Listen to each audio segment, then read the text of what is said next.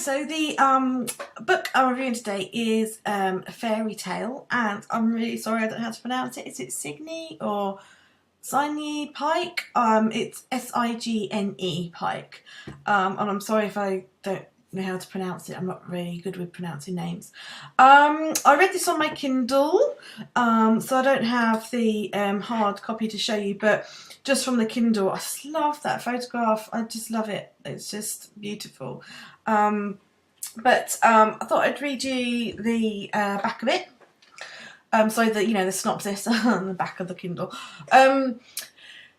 In search of something to believe in once more, Signe Pike left behind a career in Manhattan to undertake a magical journey, literally. In a sweeping tour of Mexico, England, Ireland, Scotland and beyond, she takes readers to dark glens and abandoned forests, ancient sacred sites and local pubs, seeking people who might still believe in the elusive beings we call fairies. As Pikey attempts to connect with the spirit world and reconnect with her sense of wonder and purpose, she comes to view both herself and the world around her in a profoundly new light. Now, I have to admit, I love fairies. I love to draw them, and I love kind of the idea of them. So when I came across this book on Kindle, I was just kind of intrigued. That's kind of what I was searching for now. But this kind of popped up in a recommended for me. So I had a look at it and had a go. I have to admit, I know you shouldn't judge a book by its cover. I know that, but I did like it, and the idea of it was quite appealing to me, because I quite like the idea of her. I quite like to read travel books, but it wasn't just an ordinary, I was living in a rat race and I hated it and I moved to Cornwall, blah blah blah. It was something that little bit different, which I was really, really interested in. And I have to say, the very intro to the book I loved. I thought it was great. Then I kind of began to lose it a bit when she was kind of in Mexico. I found that a little bit boring. But then as soon as she came to England, from there on in, it could just be because I am English and I'm from England and I can relate. And, she went to places like Glastonbury, and I love Glastonbury, and I can relate to it. But as soon as she got to England, I loved it. I loved the book and I couldn't stop reading it. I thought it was fantastic. But I love the fact that she kind of sits on the fence. She wants to believe in fairies. There's something in her, kind of like me, I guess, that you read all these fairy tale books when you were a child, and you had this fantastic imagination, and you want so desperately for some of the stuff in the books that you read to be true, because you're whimsical and you just love it, and I don't know, it's just that as you were growing up, things get so boring, and so I love the fact that I kind of really relate to her, that she was kind of longing for it to be true and for fairies to really exist. And, she embarked on this journey.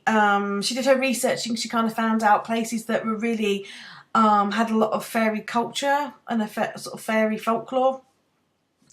And she actually went to these places and tried to do some investigation and tried to find fairies, connect with fairies.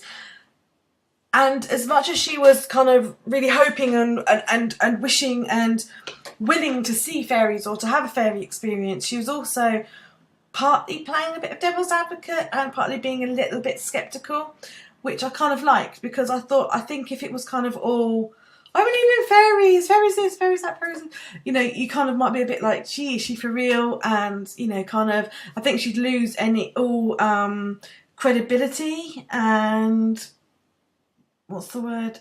It's integrity. But she would kind of lose that. I don't think she would really be gripping to her readers if she was like, I love fairies, so they la la la. So the fact that she was kind of like, I so want them to be real. Do they exist? Maybe they don't exist. Maybe it's just blah, fiction, la la la la. That was really, really good. And she, during coming across her travels, she came across people who believed 100% wholeheartedly in fairies and knew that they existed, and then she came across other people who kind of hoped they exist but didn't know, and she came across some real skeptics, and she came across different characters.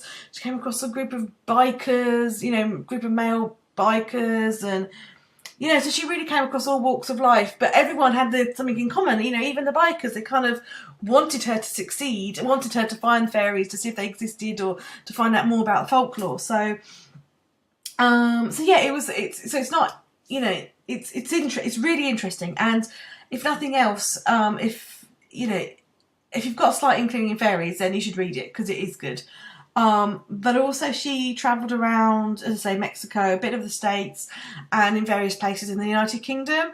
So it was also kind of like I was seeing parts of my own country that I hadn't seen before, and she was going places that I hadn't seen before, and, you know, bringing in like old folklore, and in Scotland and Ireland she's bringing in sort of like Celtic folklore, and so it's kind of like there was a lot of history involved as well as a lot of sort of travel information. So yeah, why not? It's kind of a really good read, and again, you know, kind of something that I've stumbled across, and really glad I did. So, you know, if you've got an inkling of fairies and you like travel-y type books, then yeah, give it a go. Thumbs up for me.